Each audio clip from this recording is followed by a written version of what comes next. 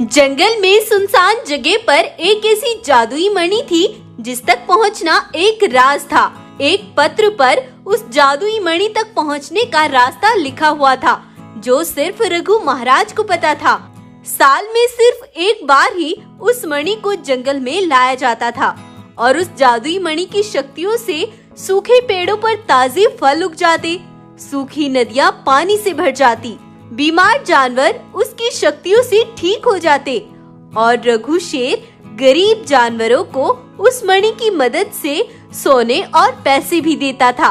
वो जादुई मणि रघु शेर के जंगल की खुशहाली थी। किसी का भी उस जादुई मणि तक पहुंचना बिल्कुल भी आसान नहीं था और इसी कारण आसपास के जंगल के राजा हजार कोशिशों के बाद भी उसे हासिल नहीं कर पाए। रघु का एक बचपन का मित्र था, राधे नाम का बाघ, जो कि यहाँ से थोड़ी दूरी पर था। एक बार रघु मादा घोड़ा के साथ अपने मित्र राधे के जंगल गया। अरे रघु दोस्त, आओ आओ, मैं तुम्हें बहुत याद कर रहा था। बहुत समय से तुमसे मिलने का दिल चाह रहा था, लेकिन बस जंगल के कामों की वजह से समय ही नहीं मिल पाया। और इससे मिलो, इसका नाम हीरा है। लेकिन रघु दोस्त, ये तो बहुत बीमार थी ना? हाँ, लेकिन हमारी जंगल में एक ऐसी जादुई मणि है जो साल में एक बार रघु महाराज जंगल में लाते हैं और वो मणि सबके लिए खुशहाली बन जाती है। उस मणि की वजह से ही मैं स्वस्थ और अमीर हुई हूँ। हीरा राधे को उस मणि की सारी खूबियाँ बता देती है। यह बात सुनकर राधे बाघ के मन में लालच आ जाता है। रघु राधे से मिलकर अपने जंगल वापस आता है, लेकिन अगले दिन एक बाघ मानव बहुत जख्मी हालत में एक पेड़ के नीचे पड़ा हुआ कराह रहा था। कोई मेरी मदद करो, मुझे बचाओ कोई। तभी वहाँ से एक गाय गुजरती है और बाघ मानव के पास जाती है। तुम्हें क्या हुआ और तुम कौन हो?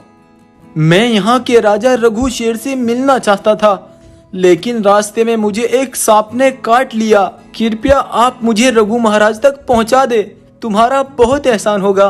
गाय को बाघ मानव पर तरस आ जाता है और वो उसे रघु शेर तक पहुंचा देती है और वहाँ पर वैद्य उल्लू उसका इलाज करता है।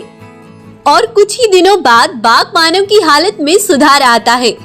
तब रघु महाराज उससे पूछते हैं, तुम मेरे जंगल में नए हो, बताओ कहाँ से आए हो और मुझसे क्यों मिलना चाहते थे?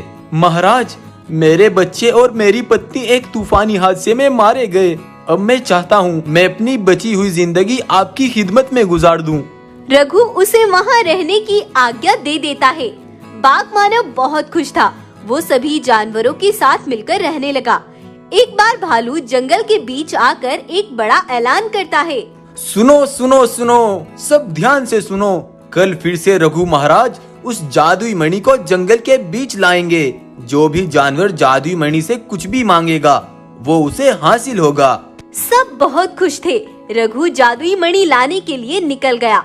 वो एक खुफिया जंगल पर रखे उस भारी पत्थर को हटाने लगा, जिसके नीचे वो पत्र रखा हुआ था, जिस पर जादुई मणि के बारे में हर चीज लिखी हुई थी।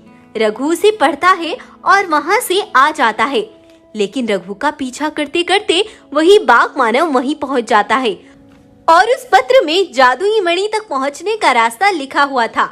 बाघ मानव तेजी से उसी रास्ते पर चल देता है और जैसे ही वो मणि हासिल करने के लिए वहीं उस स्थान तक पहुंचता है तो वहाँ कुछ भी नहीं था।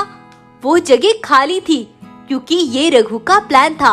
वो बाघ मानव को रंगे हाथों पकड़ना चाहता था। दरअसल जब भालू ऐलान करने जंगल आया तो उससे पहले बाघ मानव एक भैंस से जादुई मणि के बारे में पूछ रहा था, लेकिन भैंस ने जब कुछ नहीं बताया तो बाघ मानव ने उसे मार डाला। भालू ने जब ये देखा तो वो तुरंत रघु के पास गया। रघु महाराज, उस बाघ मानव को किसी ने यहाँ मणि की खोज के लिए भेजा हुआ है। वे यहाँ जरूर किसी की जासूसी कर रहा है। अगर ऐसा है तो तुम अभी जाकर ऐलान कर दो कि मैं कल जादुई मणि के साथ जंगल में आऊंगा।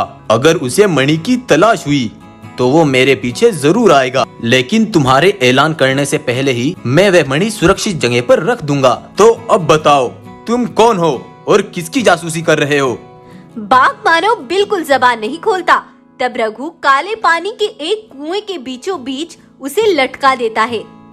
जब तक जुबान नहीं खोलोगे तब तक तुम्हें यहीं लटका कर रखूंगा। नहीं नहीं, मुझे यहाँ से निकालो, मैं तुम्हें सब बता देता हूँ। जब तुम हमारे जंगल में राधे बाघ से मिलकर वापस आ गए थे तो राधे बाघ ने मुझे बुलवाया। रघु के जंगल की जादुई मणि एक खजाना है।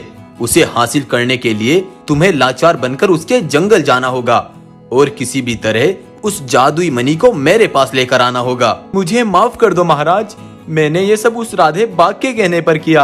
आज रघु बहुत उदास था क्योंकि उसके बचपन के दोस्त ने भी उसे धोखा ही दिया।